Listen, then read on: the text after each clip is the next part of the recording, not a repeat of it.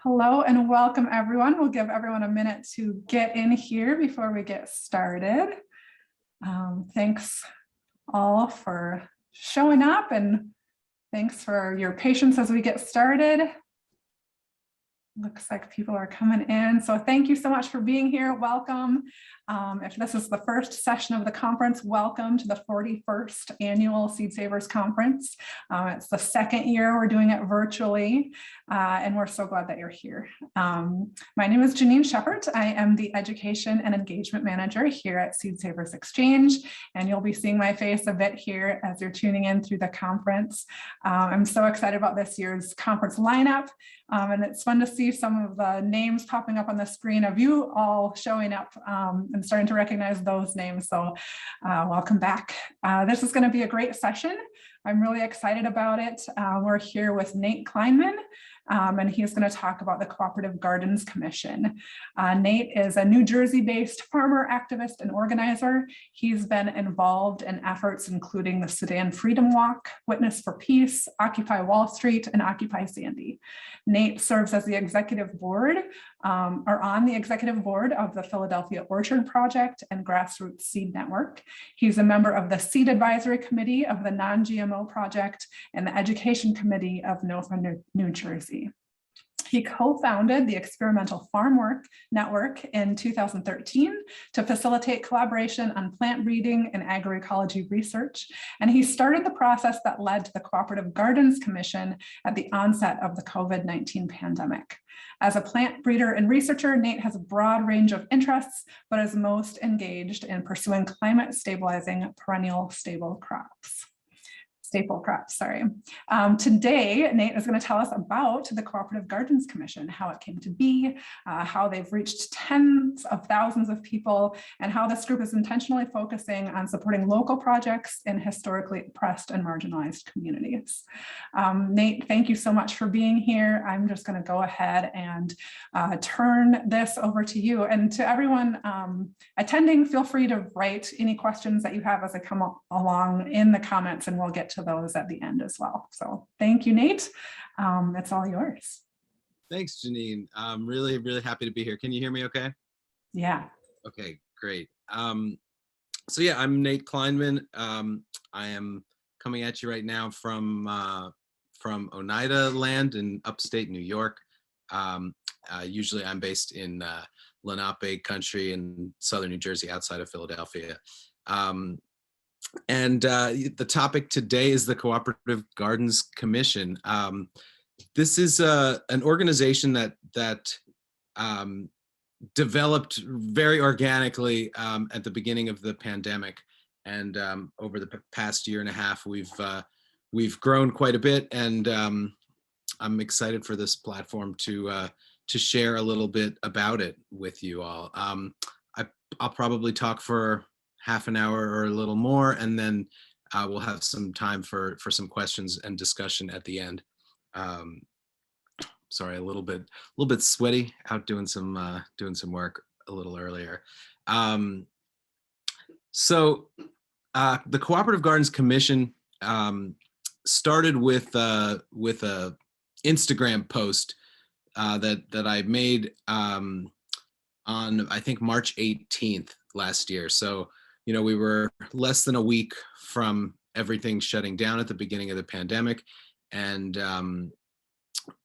I had the notion, I'm a seed farmer, Experimental Farm Network. We, in addition to being a nonprofit focused on facilitating collaboration on breeding projects, we are also a small scale seed company. So I mostly grow seeds. And it occurred to me pretty early on that I was going to have to grow a lot of food this year, in addition to growing seeds. So I do grow a lot of food incidental to the seeds, but the experience of imagining what was going to happen with this pandemic got me thinking it's time to grow a lot of food.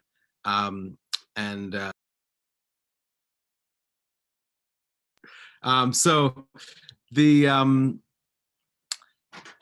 this post, I thought after realizing that I was going to have to grow a lot of food, it occurred to me that everybody would was really going to have to grow a lot of food this year. And so I made this post, and I was thinking about the Victory Gardens movement in World War II, and that I didn't really know too much about, but I did some Googling and found some old posters and made this slide on the Instagram post with a bunch of the old art from World War I and World War II of the War Gardens movement. And the post struck a chord with people. I said, it's time for Corona Victory Gardens. And we called a conference call for a couple days later. And we ended up having about 130 people show up for that conference call. And we had another one 3 days later on the next Monday that had about 165 people on it. In the interim, I received an email from a couple of great folks at Soulfire Farm explaining to me that when I had emailed a lot of different people that I know in the organic food movement, the seed world, urging people to join this conference call and to help us organize some sort of movement to get more people growing food last year.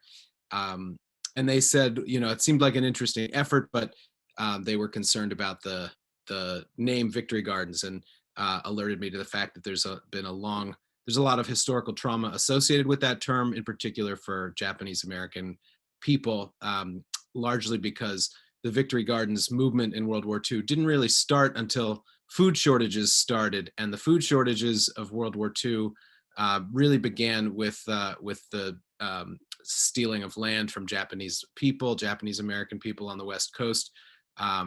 Japanese farmers were growing 40% of the fresh produce in California in that time, and to suddenly have them all rounded up, sent to concentration camps was really devastating to the food supply, and that was really the beginning of the Victory Gardens movement back then. So we on that second call, we ended up having a long discussion primarily about what we should call ourselves as this organizing body. And the Cooperative Gardens Commission is what we landed on. We like that word commission because it gave it sort of an air of officialness, and it was inspired by the National War Gardens Commission of World War I, which, even though it's called the National War Gardens Commission, it sounds very official. It was completely unofficial, non-governmental, incidentally started by a random guy in New Jersey as well. And what they primarily did in World War I was produce posters and propaganda and literature that they could send people on how to grow food, how to plant a garden, how to can and preserve food. And it was that became sort of a model for us. They did have a lot of big muckety mucks on their board, including the equivalent of the Secretary of Agriculture, the president of Princeton University, a bunch of people like that. So we decided that we'd call ourselves the Cooperative Gardens Commission, and we started talking about how we can get more people growing food, and how we can make that process easier for people, help teach people, and get the people the resources that they need. And very quickly, we realized that seeds was going to be a huge bottleneck. As a small-scale seed company, Experimental Farm Network was one that had skyrocketing demand last year. Pretty much anybody who was selling seeds found out very quickly that there was going to be a lot of demand for their products, and seeds were just flying out the door. Certain companies were shutting down their websites altogether, or having them open just for a couple days a week, or things like that. Companies were running out of supply, and so we knew that for people who didn't order seeds early, for people who didn't have the money to buy seeds, that getting seeds was going to be a huge problem. So one of the working groups that we started was called the Seed Distribution Working Group. And there were a number of people in that group from different seed companies, from Seed Savers Exchange, from people who are home gardeners and seed savers themselves. And that became our biggest, most active working group. We had at the peak, I think we had 15 working groups. And eventually we sort of settled into about half of that. And these working groups would meet once or twice a week or every couple weeks on Zoom calls. And then the broader collective would meet on initially twice a week, big calls. We had them on Monday and Thursday. Eventually we moved to just Mondays, and then every other Monday. Now we're doing them monthly, where the whole collective can come together on these big conference calls and just debate what we're up to, make decisions, and get updates from other working groups. So we knew we had to work fast because it was planting season in most of the country, or planting season had already started, and it was about probably May 1st that we started really getting seeds out, because we and once we got our act together and decided we wanted to do a massive free seed distribution project, it was already into April. And then we set about finding a location to do repackaging. I'm based in South Jersey. The nonprofit is based in Philadelphia, and a lot of my social network is in Philadelphia. So I felt confident that if we created this, if we started asking for volunteers in Philly, with so many people out of work, we wouldn't have trouble doing that. So as soon as we realized we were going to do this, we started asking for donations of seed from seed companies and other organizations. So seed companies, including Seed Savers and Adaptive Seeds and Southern Exposure and Commonwealth and Quail Seeds and so many others. There's a full list on our website, coopgardens.org. Started sending us seeds. Some were already in packets, some were just bulk, expired or didn't have an up-to-date germination test. But we figured, this is free seeds, and we're going to be sending people a lot of seeds. So if we send some that don't have the best germination rate, it's not the end of the world. So we found somebody willing to receive seeds for us in Philadelphia. And then eventually we found a radical bookstore called Making Worlds Bookstore that had just opened in February and then had to shut down. And so they had this closed space in the middle of West Philly, where a lot of our volunteers were. And we started using that site to repackage seeds. We sought donations of envelopes and just pieces of paper that we could fold into envelopes, and tape and all the things we needed. And we set up this massive distribution center. At the same time, the seed distribution working group on the conference calls with people around the country started figuring out processes for how to do this. We knew we wanted to prioritize communities that are and have been marginalized and oppressed historically and currently. We wanted to make sure that we weren't just sending these seeds to people who really didn't need free seeds. So the working group created an application for individuals and groups to fill out in order to apply to become what we called a seed hub, a local or regional seed hub. We had the main hub in Philly, and then the idea was we would send bulk packages with smaller amounts of bulk seed and some individual packets to these local and regional seed hubs, and then they would send the seeds, give the seeds out in their community, whether at a contact-free delivery site at a library or a school, or in front of someone's house, or something like that, or at a church.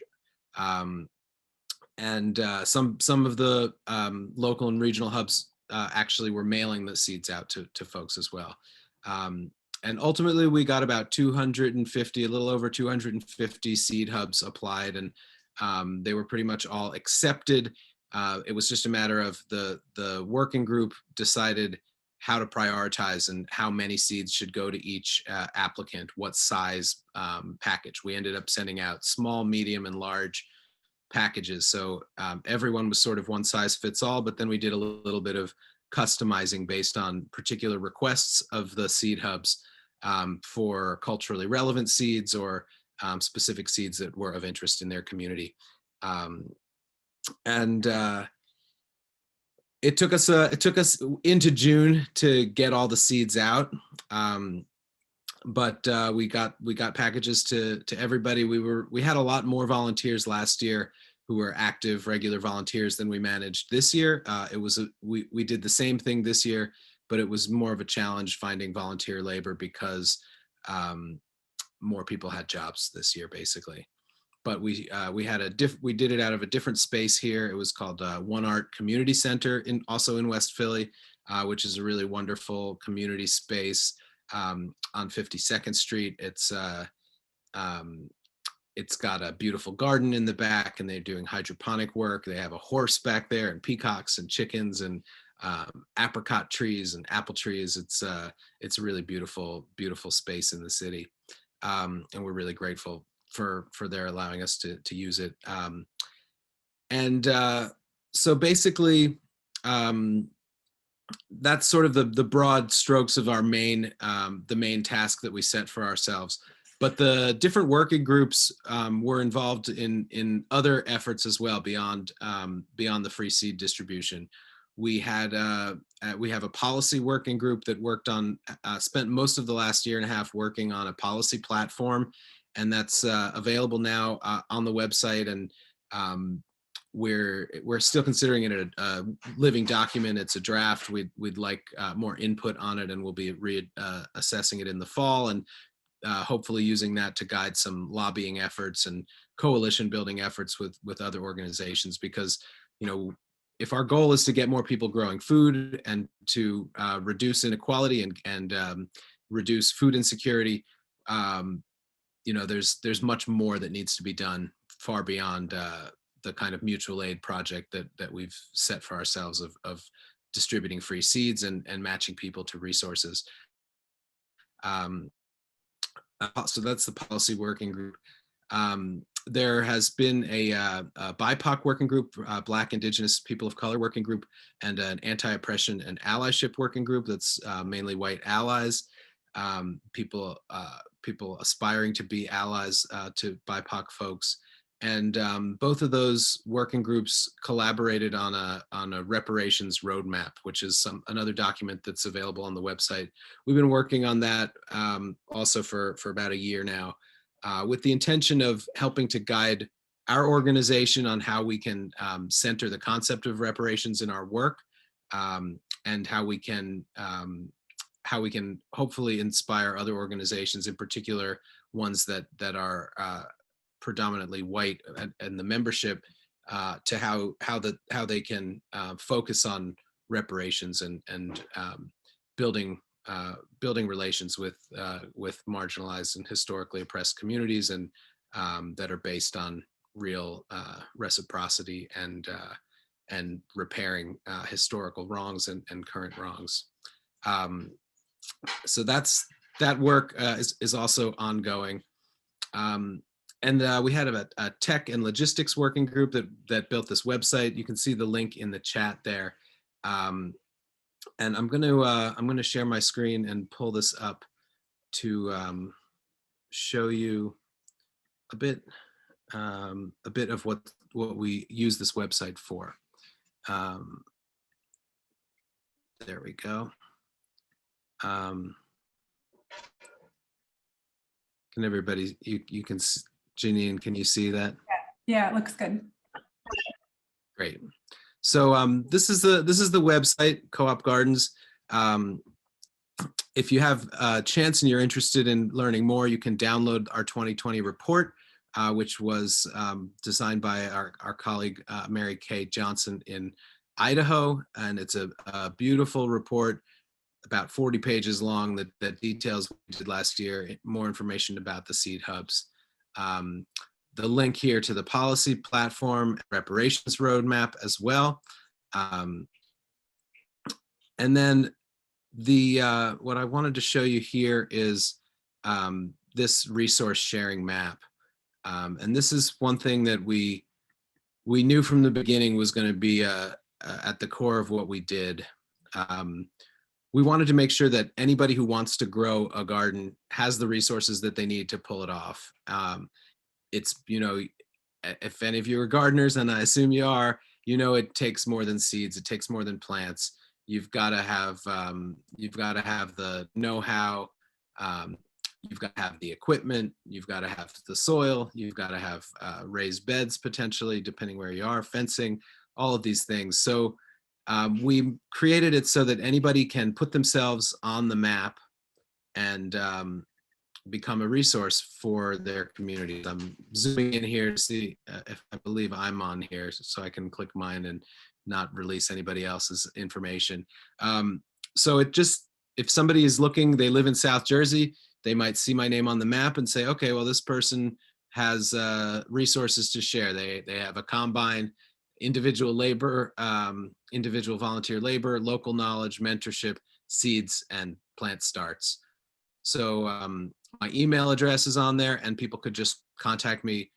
The idea was to have a decentralized system that encouraged collaboration on the community level, and we ended up with the most participation, not surprisingly, in the Philadelphia area, but quite a few elsewhere. And it's been that's been a really useful tool. It took a while for us to get this as functional as it needs to be, but it's a pretty simple map, and we have people all across the country and in some other countries as well.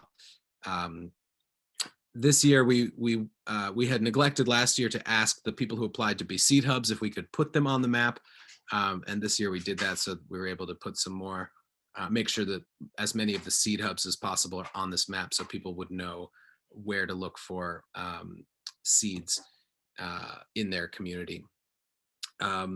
So on the topic of seeds, this is one thing I wanted to discuss. We ended up having quite a bit of discussion about seed ethics and what seeds were appropriate for us to be offering. We knew we wanted organic seeds, and that was going to be important to us. We weren't going to reject seeds that were not organic. But we did draw some lines that we did reject seeds that were that had patents on them that prevented them from being saved or used in the future. We wanted these to all be seeds that people can save and grow more of in the future. We drew a hard line at GMO seeds, which of course are challenging, pretty hard for individuals to get if you're not a farmer anyway. Most of the seeds that you get from garden seed companies are not genetically modified.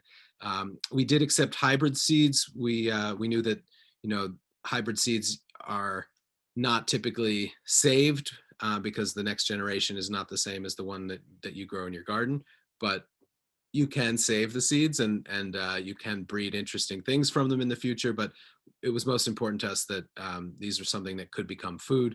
So we wanted to do that. We also drew a line at chemically treated seeds. Any of those seeds with that neon pink powder, we rejected. And we started having conversations over the last year about the ethics of individual seed companies, and some concerns were brought to us about some of the behavior of some individual seed companies that we had seeds with respect to how they deal with indigenous seeds in particular. Companies that have been asked to stop selling a particular variety but have ignored that request from indigenous groups. And so we, in the seed distribution working group, we've been working on a seed ethics document to define how we want to deal with seeds and seed companies. And we've thought and talked a lot about repatriation of seeds, returning seeds to the communities where they came from, and have an interest in expanding our efforts in that direction in the future. Yeah, that's sort of the basics of the operation. I mentioned in the description that I was going to talk some about our organizing style and how we managed to do this so quickly. We do estimate, if you look at the 2020 report, which I'll click here. We did some estimation of how many hours we spent collectively working on all of this, and how much the value of this came to. And we, I believe we have another slide with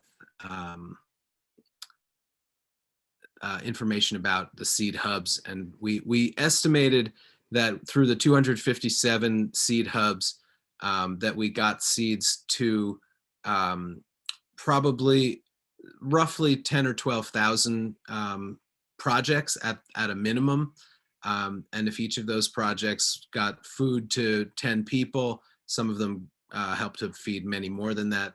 That we estimate that in that last year alone, we probably reached about 100,000 people, which is pretty mind-boggling. So this is some pictures from the Making Worlds bookstore, what our operation looked like. Yeah, this is an interesting report, so I urge folks to take a look at it. So I don't think I mentioned, but maybe in the description I mentioned that some of my experience, Jeanine's introduction mentioned that some of the work I've done in the past was through the Occupy Wall Street network. I was involved with that movement back almost 10 years ago now. And then when Hurricane Sandy hit New Jersey and New York, I got involved in starting Occupy Sandy New Jersey, which was a grassroots, decentralized, non-hierarchical hurricane relief effort. And we started organizing by conference call. And in some ways, that context of disaster organizing was similar to what we were dealing with at the beginning of the pandemic. And in the beginning, after Hurricane Sandy hit, many parts of New Jersey were cut off because bridges were closed, and for more than a week, certain areas were just impossible to get to, and it was hard to travel in the area. Trees were down and roads were closed. So and New Jersey is also, though it's considered a small state, it actually takes about 4 hours to drive from the northern tip to the southern tip, and places well north of New York City, far from the coast along the Hackensack River, were really devastated by the hurricane, and then all the way south to Cape May, Wildwood, and the Delaware Bay shore. So it was a big disaster. And we started having conference calls once a day, 9 p.m. Originally, we had about 80 people on those calls.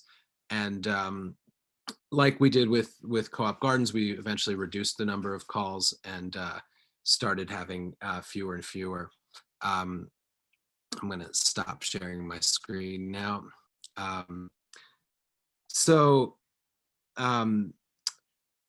A lot of that organizing work, when you're organizing with people you've never met, and you only know each other by phone call, it's complicated, and it can be challenging. So we were really, because it came out of that Occupy context, we were really focused on consensus-based decision making. We wanted to make sure that everybody involved had a chance to have their voice heard, and that people were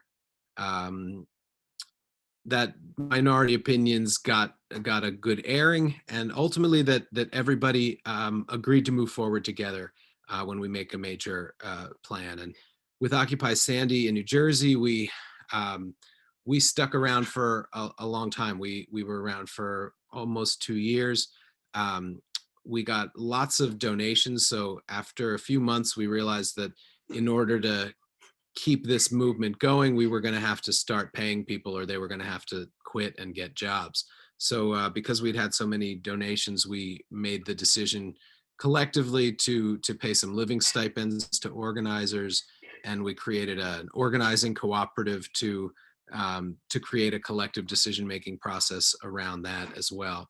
And with Co-op Gardens, or CGC, we basically, because I was hosting these conference calls, and my gut leans towards consensus organizing anyway.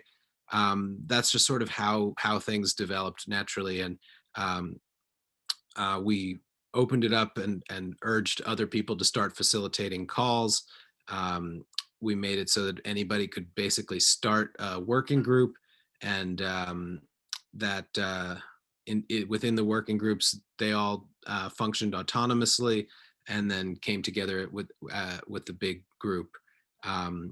But it's been, we've done a lot of talking, and it's been important for us to make sure people have a chance to be heard, and that when there are disputes, that they get a solid airing. And one of the sort of principal tenets of consensus-based organizing, and at least in the way that I practiced it, is that if you find yourself in the minority opinion, and if you have such strong feelings about it that you will leave the movement if it doesn't go your way, you have to make that known, and that can make people think twice about whether they should move forward that way, or if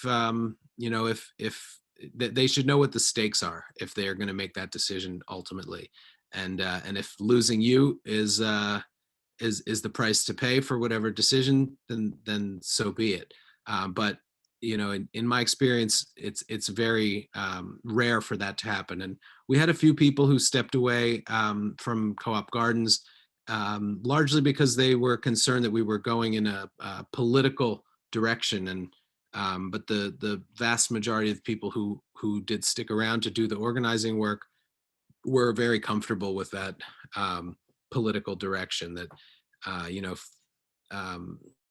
food is politics in so many ways, and inequality is politics, and who has access and who doesn't have access. So much of it is related to policy and politics, and so having being explicit about that has been important to us throughout this process, and I think in many ways it's come to define the work that we do and how we do it.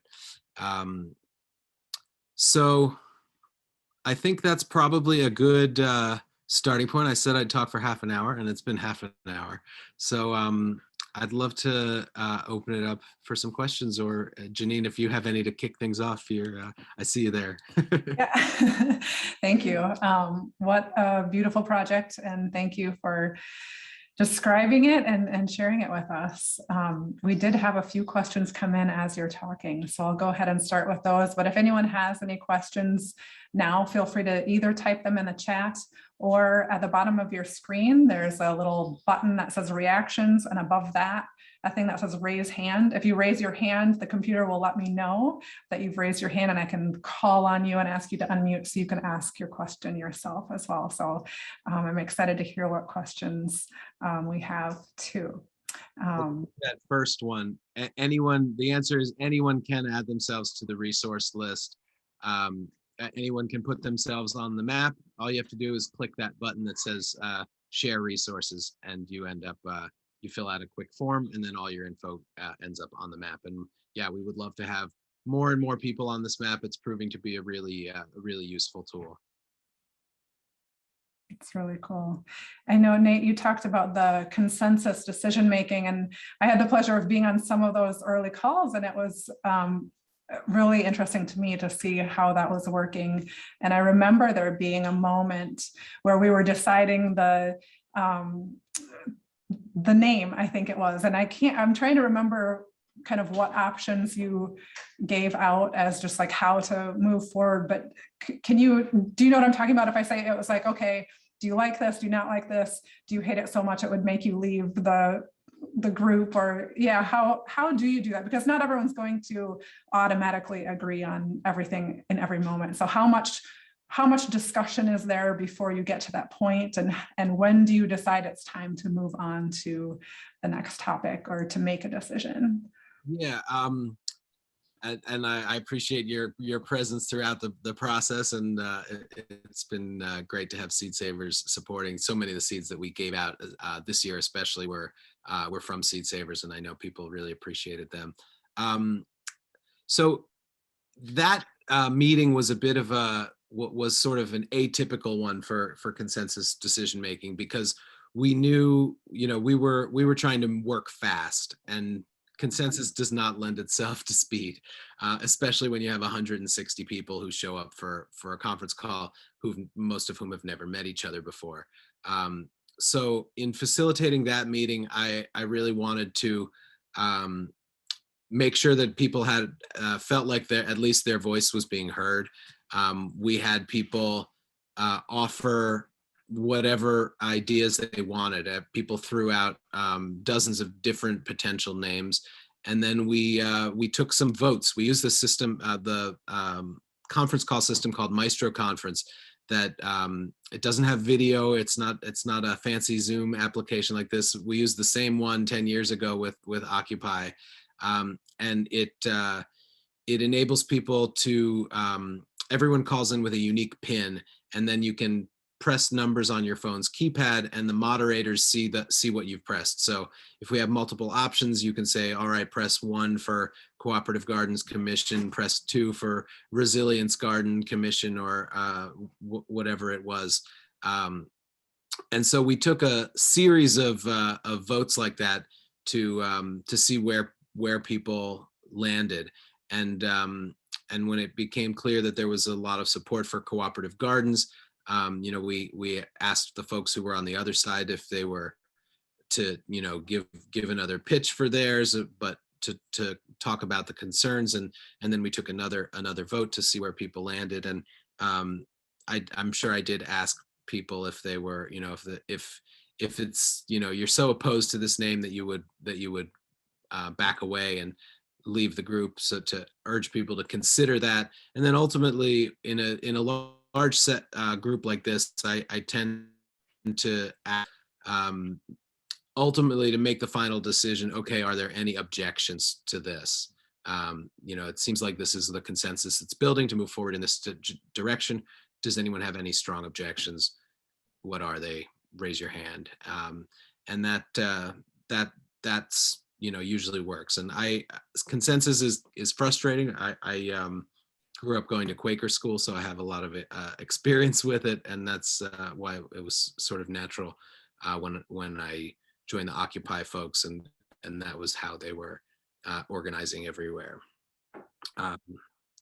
So I see a question here. Do I have ideas of making community gardens more inclusive and cooperative?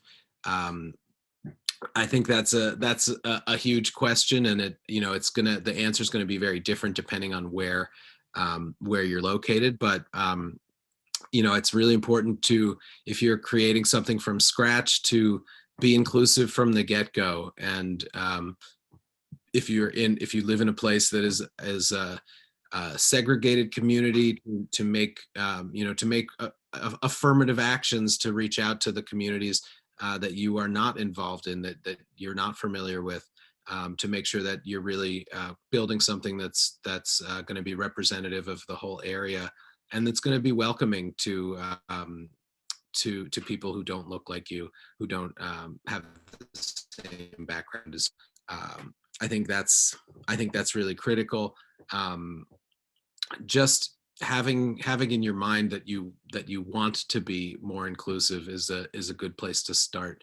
And I think being clear with yourself that even if you're a person who's starting something, that it's, as soon as you invite other people to it, it's not yours anymore. It becomes a collective project. And so if people are if you want to build something with a lot of people, you have to really be committed to the idea of sharing power, of sharing responsibility, and sharing information, and just sharing space. Yeah, thank you. We've got Dawn asking if you have any recommended resources for consensus-based organizing. You know, off the top of my head, I don't, but I know that there are some really good ones out there online. If you just Google consensus-based organizing, probably the ones that come up at the top are going to be pretty good. But I'm sorry, I don't have any off the top of my head right now. Yeah, no problem. I've got a kind of a multi-layered question here, dealing with your conversations around reparations, saying the idea of reparations is a complex one. Have you found it to be a difficult thing to discuss, define, or outline? What are some strategies you utilize for having a conversation around this idea? And what kind of practical ideas are being discussed in the realm of reparations? All right. Yeah, that is, there's a lot there. So reparations is a controversial topic, and it is something that many people, in particular, many white people have a knee-jerk reaction to, and many Black people do as well. There's the idea that reparations is a non-starter politically, or that it would lead to a bigger backlash than whatever gains might come from reparation. From my perspective, we all know that grave wrongs were done to Black Americans through the era of slavery, and well beyond the era of slavery as well, into Jim Crow and into the present day. And so, to me, the idea of reparations is very simple. It's a clear matter of justice, and we have the statute of limitations on certain crimes, but I believe that slavery, generational crimes like slavery, that there's no statute of limitations on that, and that justice has to be done. So, coming from that perspective, and so many other organizers in Co-op Gardens seem to share that perspective, and then certainly the people who signed up to join the Anti-Oppression and Allyship Working Group that drove the creation of this document.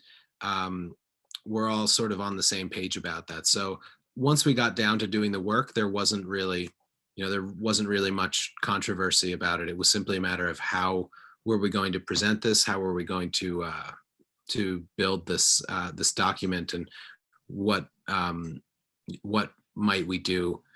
So the way we organized it, and again, the link is right there on the website. It's a Google Doc, and you can make comments to it if you're interested, if there's things you have questions about, or you want to propose suggestions there. We organized it into 5 sort of categories, and discussed what these mean. So the first one there is interpersonal reparations, and we have a quote from Aaron Goggins that says, "Interpersonal reparations are a necessary prelude to any hypothetical state-sponsored programs. Reparations should not be seen as merely repaying a material debt. Reparations in the form of giving sustaining gifts to projects of Black, queer, feminist dual power is a communal ritual, a form of restorative justice in which white people let go of their power over in order to sustain their access to their power with." And interpersonal reparations can happen between just 2 people. And it's something that all of us can do in our own lives. And, it doesn't necessarily have to be named while you're doing it. In some ways that may be unwise, but for folks who want to dedicate themselves to repairing these historical wrongs, that's one way to start. Then we have a section on collective reparations, and a section on legal and systemic reparations, which is much more complicated, and then internal and organizational reparations. We sort of made a section specifically focused on how we might, as a small organization, center reparations in our work. And then there's a note for white people reading this document at the bottom of it that I think is helpful. The idea of supporting reparations is one thing that this group took to the broader group. We brought a discussion to the, it started in a working group, and we brought a discussion to the larger call and asked, we wanted to make sure that the broader collective was in support of this concept. So we did ultimately come to consensus around the statement that we as a collective support reparations. And then from there move forward with this document. Yeah, it is, it's something that's challenging, and it's not going to be solved anytime soon. But I think it's important for all organizations that function in this society, that benefit from the current status quo that has been built on a system that involves so much racism and oppression, that we all think about how we can work to make things better, and to do whatever we can to right these historical wrongs, even in just a small way. Thank you. Thank you. I see the next question. Any follow-up with those who received seeds? Are there any metrics regarding follow-through? Yes, both last year and this year, we haven't sent it out this year, but we sent out a survey to all of the seed hubs and asked them to fill it out with as much information as they could. And then we organized that. So some of that information is in the 2020 report, and we are adjusting that survey to be even more useful this year, and plan to send that out pretty soon. Great. Well, we only have a few more minutes left of our allotted time, unfortunately. But let's end with a question about the future. What do you see the future looking like for the Cooperative Gardens Commission? That is a good question. And the truth is, I don't know. This is a collective project. And I was able to give a whole lot of my time to organizing it in the first year, less time this year, and probably will have even less time next year. But so it's a matter of, what do the people who come forward and want to work, what do they bring to the project, and what do they want to do moving forward? So I think we've done this massive seed distribution now 2 years in a row, but we have made the decision to do it the second year, and we haven't made a decision yet to do it for a third year. So that even that is on the table. We're talking about possibly working with some larger established organizations, maybe like Seed Savers Exchange, that we haven't brought it up with Seed Savers yet, about collaborating on seed distribution next year. And because it was a lot harder for us to manage this year without so many volunteers as we had last year. Some of the seeds did get out later than we would have liked. We are, one thing we have not done very well is fundraising, because we were just so focused on this, and we raised, we think we got $300,000 worth of seeds. There was no way we were going to raise $300,000. So if we were able to pay people to do this work, to manage the seed distribution and other aspects of the work, we might we might be more clear how we're going to be moving forward. I do know there's a commitment among the folks who were involved in the reparations roadmap to get this out there, and to continue working on this. Same with the policy document. I think there's going to be a policy working group that's going to continue working no matter what. Certain other things have spun out of this project. Some of you on the call may be familiar with an effort in Maryland, the Ujamaa Cooperative Farming Alliance, which is a really amazing project that was started by Bonita Adib, who is one of our organizers in Co-op Gardens, is based in Maryland. This is a Black-led seed cooperative. The intention is to broaden access to the seed world for Black, Indigenous, and other farmers of color who have been, whether intentionally or not, have been excluded from the seed industry in this country for really for decades, for generations. And yet the seed industry makes so much money selling seeds that come from African peoples, from watermelon to okra to cowpeas and so many other plants. So this project, is not a part of Co-op Gardens, but it grew out of it, and the relationships that have been built because of it. And that's something that I'm personally spending a lot more of my time on. And some individuals who were not involved with the seed world or agriculture world at all are now, working on farms or working for organizations that are doing this. That it's shaken up a lot of people's lives who signed up to do this organizing work, and that's been really interesting to see. So in a lot of ways, I see it a parallel to the Occupy movement that, we were an organized movement for just a year or two. And then so many things grew out of that. I wouldn't be the experimental work if it wasn't for the experience of doing Occupy Sandy and seeing that climate change is a social justice issue, and focusing my work on bringing people together, working collaboratively to solve some of the problems in theagriculture. So yeah, I'm not sure where we're going, but I'm really going to be interested to see what happens. And there's still plenty of room for involvement. We're going to have another monthly call the first Monday of every month. We do these calls, so we're going to have another one in the first Monday of August. You can sign up for the call on the website, and urge folks to join in. Yeah, thank you.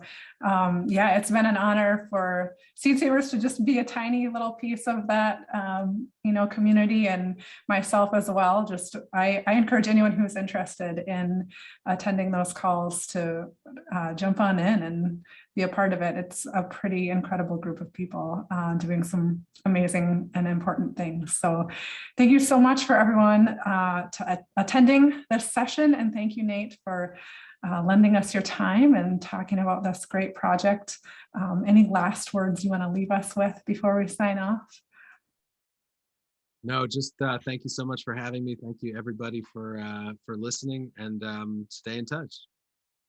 Thank you so much. Thanks. Bye-bye.